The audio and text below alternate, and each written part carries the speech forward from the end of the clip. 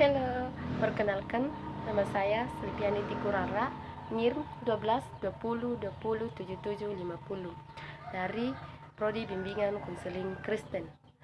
Di sini saya akan menjelaskan dan menceritakan peta perjalanan Paulus yang pertama dan kedua.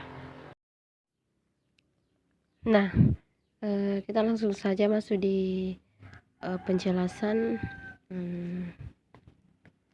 perjalanan Paulus yang pertama. Perjalanan Paulus yang pertama kita bisa lihat dari Kisah Para Rasul 13 ayat yang ke pertama sampai ayat yang ke-14 dan ayat yang ke-28. Di situ menjelaskan di Antiokhia, pada waktu itu dalam jemaat di Antiokhia ada beberapa nabi dan pengajar di sini di Antiokhia, yaitu Barnabas dan Simeon yang disebut Niger, dan Lukius orang Kirene, dan Menahem yang diasuh bersama dengan raja wilayah Herodes dan Saulus. Pada suatu hari ketika mereka beribadah kepada Tuhan dan berpuasa, berkata Roh Kudus, "Khususkanlah Barnabas dan Saulus bagiku untuk tugas yang telah kutentukan bagi mereka." Di sini mereka berpuasa dan berdoa. Setelah meletakkan tangan ke atas kedua orang itu, mereka membiarkan pergi. Oleh karena di seluruh Roh Kudus, Barnabas dan Saulus berangkat ke Lukia,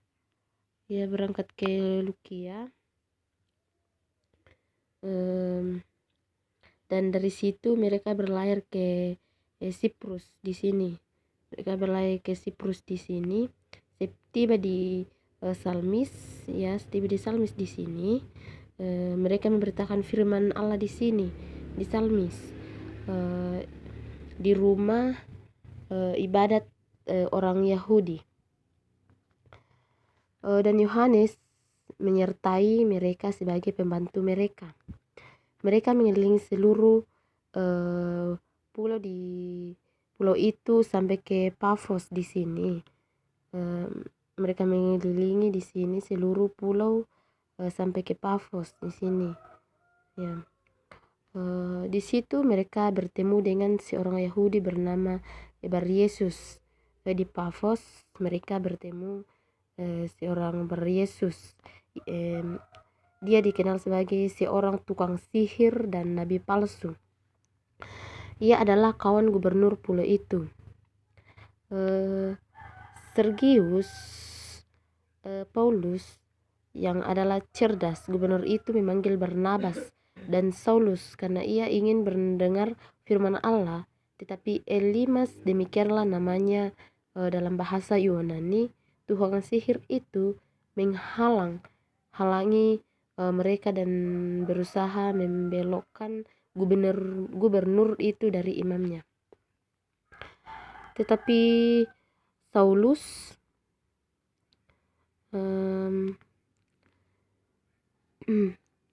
Saulus juga disebut Paulus dan penuh dengan Roh Kudus menatap dia dan berkata,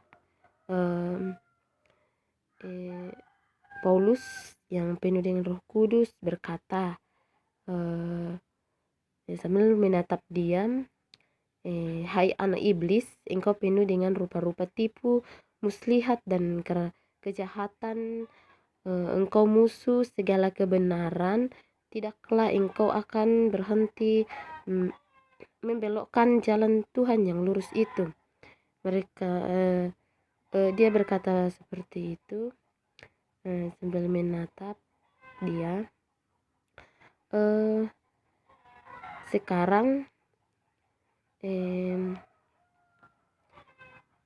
dia melihat tangan Tuhan datang menimpa engkau, dan engkau menjadi buta beberapa hari lamanya.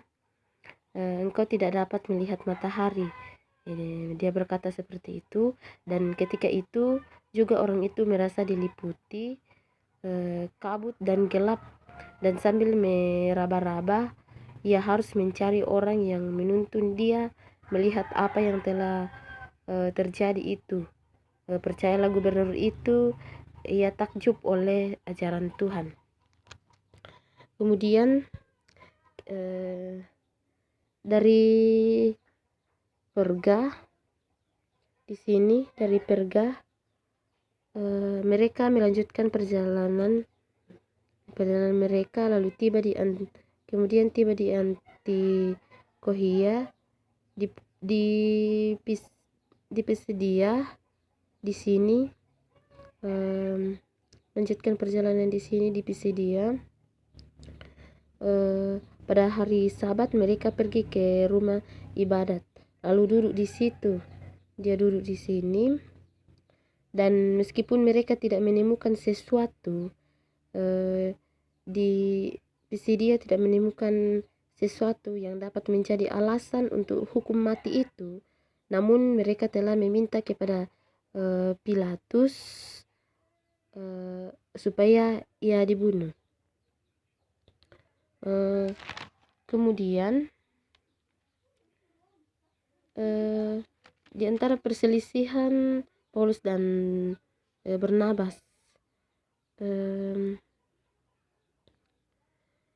tetapi beberapa waktu kemudian berkatalah Paulus kepada Barnabas, baiklah, kita kembali kepada saudara kita di setiap kota di mana kita telah memberitakan firman Tuhan, karena dia sudah memberitakan firman Tuhan di sini untuk melihat bagaimana keadaan mereka. Kemudian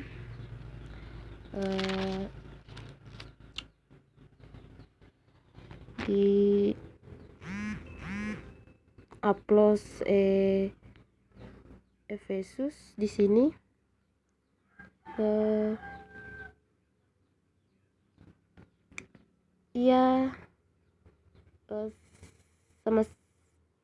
ia sampai di Kaisaria. Dia sampai di Kaisaria di sini, sampai di Kaisaria, dan setelah naik ke darat dan memberi salam kepada jemaat, ia berangkat ke Antiokhia kembali. Nah, terima kasih. Inilah penjelasan perjalanan Paulus dari saya, perjalanan yang pertama dan yang kedua. Semoga dapat dimaklumi. Terima kasih.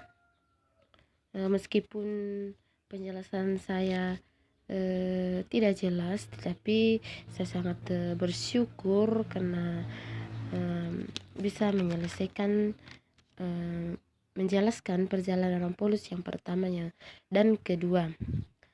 Terima kasih. Ketika ada penjelasan saya kurang dipahami, mohon dimaklumi karena saya menjelaskan melalui handphone, dan kiranya bisa dimaklumi. Terima kasih.